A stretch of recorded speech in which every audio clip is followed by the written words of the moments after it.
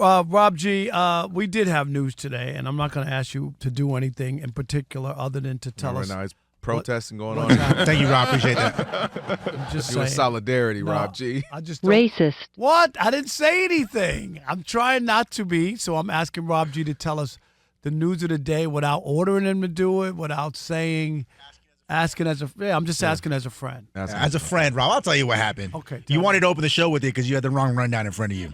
But I did. I had yesterday's rundown. I looked at it. Rob Sterling Jr. That's what happens when you're 75. That boy old and see now. Come here, Rob. Come on. No. These are your pills. Take your pills. I was like, what is this? All right, Knicks. I was like, what? Come on, take your pills. Eat your cream of wheat. I think he misremembers. Yes. So, guys, yesterday we talked about how the Knicks were planning on requesting permission to speak to Jason Kidd to be the next head coach, and the reporting was that Jason Kidd, the interest was mutual, that he was also interested in doing it. Flash forward to Wednesday, early morning.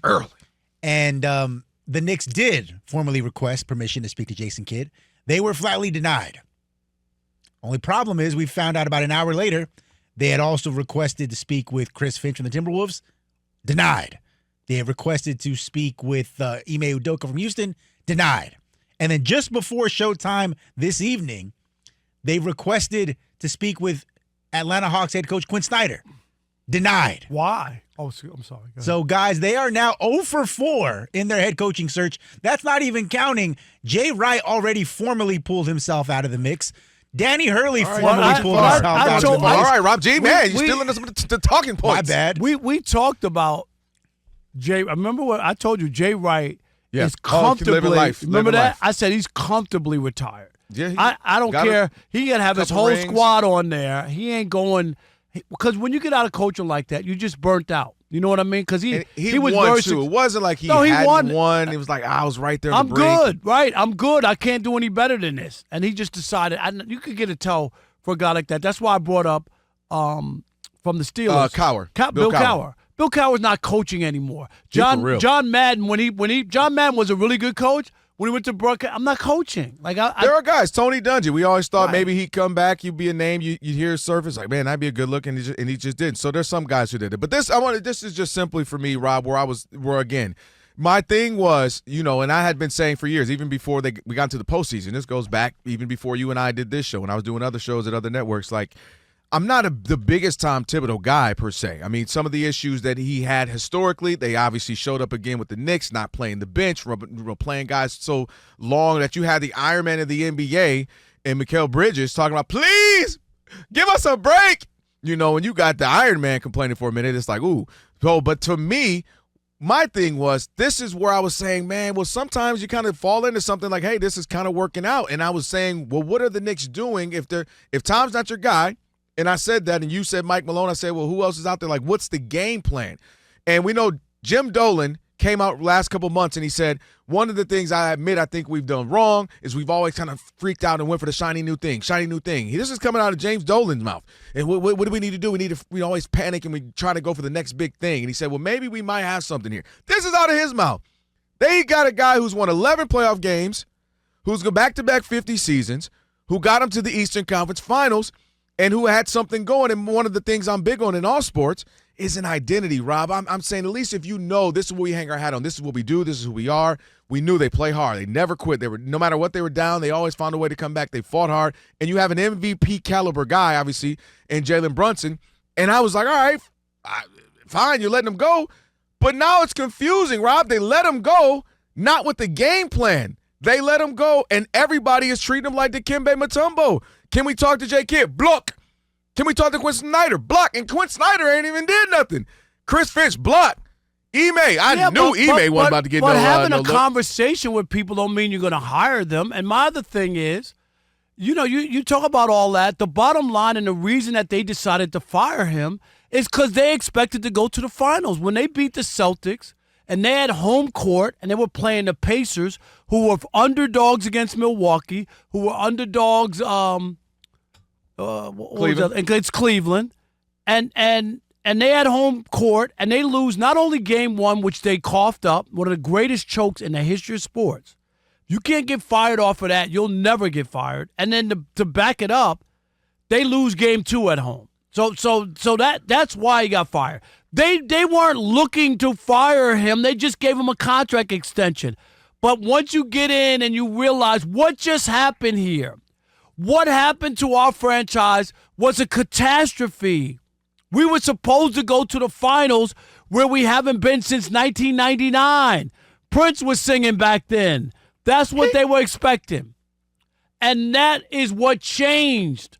They realized this guy, we had all this in. We went out. We gave up 5 picks for Mikal Bridges. We traded for Cat.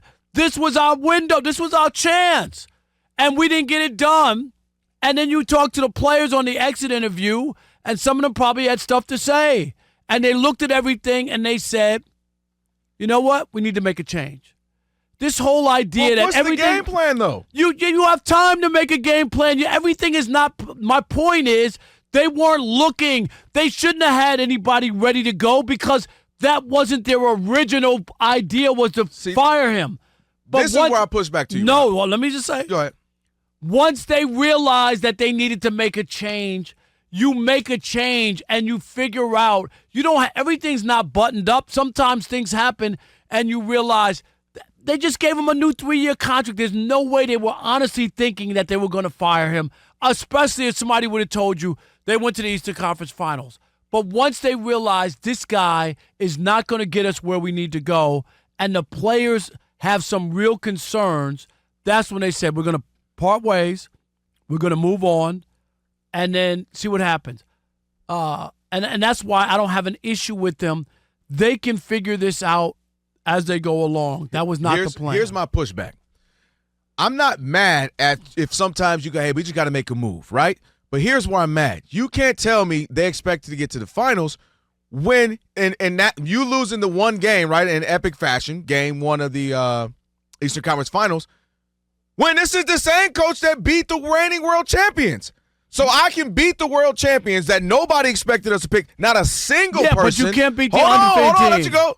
You can't beat this team, coach the heck out of them, down twice by 20 points in the first 2 games on the road. We find a way to win, coast into a victory. We beat the reigning champs. But then I lose one random game, and all of a sudden I'm fireable? That's just crazy. I got you past the reigning champs. You didn't expect nobody. I'm sure they are like, well, we had a good season. At least we got to play the Celtics. Wait, we won that series? And now I'm fireable? Absolutely. That lets me know there's something deeper than this than just X's and O's. No, and we it's can not because they signed him to a 3-year contract. That's what he lets leaves me with a lot know, Rob. No. If he was signed prior to making it to the Eastern Conference Finals, this is obvious to me. That's why I said there's it. Something going on. This is why I Cat said he should be fired. Stuck with somebody. Like I didn't take that. I didn't just say that for the. If you can't get fired for choking down that game 1, and then but I beat the Celtics. No. But then game 2, you don't even come back and tie the series at home. I got to get 6 games. No, you make it like they got swept. No. That was a bad loss. So he was a game and a half from saving his job. No, because they were up. They was in game 6. They had a point. They had a lead. Ask Monty Williams where he is in Phoenix. They were up 2-0 in the NBA Finals. Monty Williams, they didn't even want Monty Williams. Both of those when franchises, he went to did Detroit. nothing. But they didn't want him, is my point, and he was up 2-0. He was up 2-0. So the guy where we in the finals, not in the Eastern Conference Finals, in the finals. So the guy that we liked last year, we give him a contract extension, goes into and overachieves from what we expected. Got us past the reigning world champs, got us to a game and a half of the finals. And now that guy is fireable when he won more games, won more playoff games. Don't matter. And then he didn't win not the right only game. is he didn't win fireable, the right game. Which, okay, fine. You want to fire him. You fire him, and now you're like, go get the dartboard. Put some faces on the dartboard. Let's just throw some darts. Jason Kidd? No. Quinn Snyder. I don't even know why we want Quinn Snyder. But the idea that they're talking to Snyder, Rob? They're talking to people. That doesn't mean that he's going to get the job. Quinn Snyder was no, his but that's agent a conversation. Was shocked. His agent answered, hello? Hey, can we talk to Quinn Snyder? It's just a conversation. You interview more Brady than people. Quinn? They thought they called Brady Quinn. Nah, that's Quinn not. Snyder? It don't matter what names come out. That doesn't mean he was going to get the job. Chris Finch? They can't get nobody. And then they had the nerve to call Ime, really good coach. You don't even know if they're talking to those guys to try to figure out what's wrong. I don't know what they're doing. What's wrong with this team? A lot of times when they interview people, and I'm just saying. 50. How old will you be in 50 years?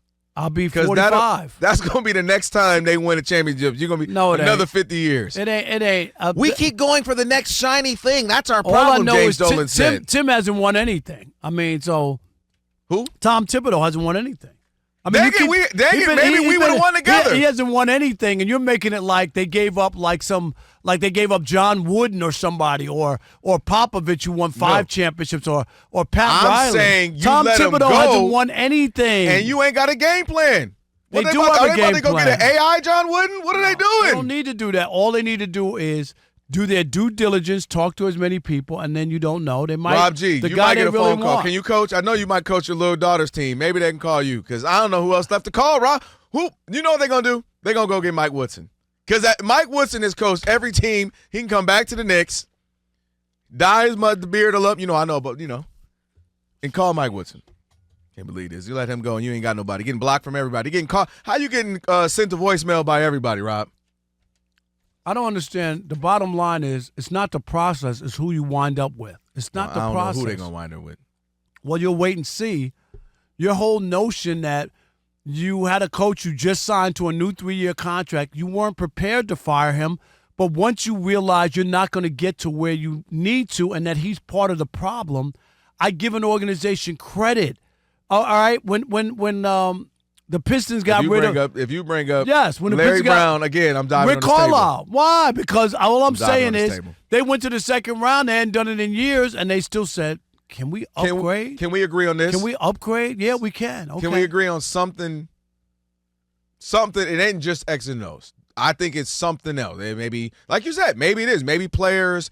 Hey man, I'm just maybe you think it's a maybe. Well, I'm saying maybe think it's a Mikal Bridges coming out publicly. Maybe at the end of the season he brought it back up. Maybe Cat says I don't like the way he's not. He sat me out in the fourth quarter of some big games. It has to be something but just X's and O's because he got them further than they've been in quite some time, and it doesn't make sense to me.